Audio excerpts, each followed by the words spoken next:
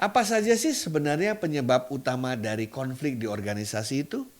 Ada banyak sekali faktornya. Misalnya adanya tujuan yang bertentangan. Dalam organisasi besar, berbagai departemen atau tim mungkin memiliki tujuan yang berbeda atau bahkan bertentangan. Misalnya, tim penjualan mungkin mendorong untuk peningkatan volume penjualan, sementara tim produksi mungkin berfokus pada peningkatan kualitas produk. Konflik tujuan ini dapat menghasilkan gesekan dalam keduanya. Kekurangan sumber daya juga merupakan sumber dari konflik. Banyak sekali organisasi ya memiliki sumber daya yang terbatas seperti waktu, uang, tenaga kerja dan lain sebagainya. Sehingga berbagai unit, berbagai divisi berebutan untuk mendapatkan sumber daya tersebut yang biasanya bisa bermuara pada konflik.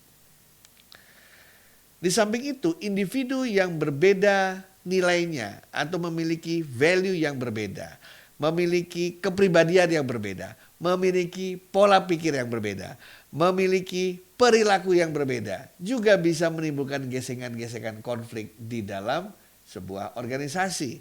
Nah, ini biasa dikenal dengan konflik interpersonal. Sementara komunikasi yang tidak efektif atau tidak jelas bisa juga memicu konflik. Pengalaman memperlihatkan bahwa salah satu hal penyebab konflik adalah karena adanya asumsi dan persepsi yang salah. Akibat mereka atau pihak-pihak yang berkonflik jarang menghindari untuk saling berkomunikasi terbuka satu dan lainnya.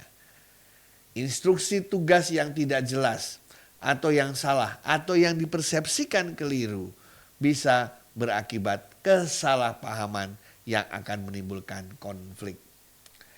Dampak konflik bagi organisasi bisa positif, bisa negatif.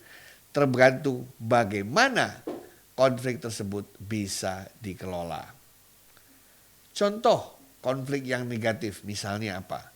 Akibat konflik menurun produktivitas usaha. Kenapa? Karena konflik seringkali mempengaruhi moral dan fokus karyawan. Tentu saja ini akan berdampak langsung pada produktivitas. Konflik bisa juga menghambat kerjasama dan mempengaruhi hubungan antar anggota tim.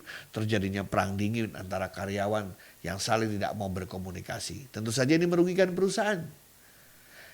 Jika karyawan lebih fokus pada konflik daripada tugas mereka, ini akan sangat berdampak besar bagi kualitas pelayanan, kualitas pembuatan produk, dan tentu saja mempengaruhi organisasi. Sebaliknya, konflik yang dikelola dengan baik akan menghasilkan dampak positif. Konflik bisa mendorong pemikiran kritis dan membantu menciptakan ide-ide baru.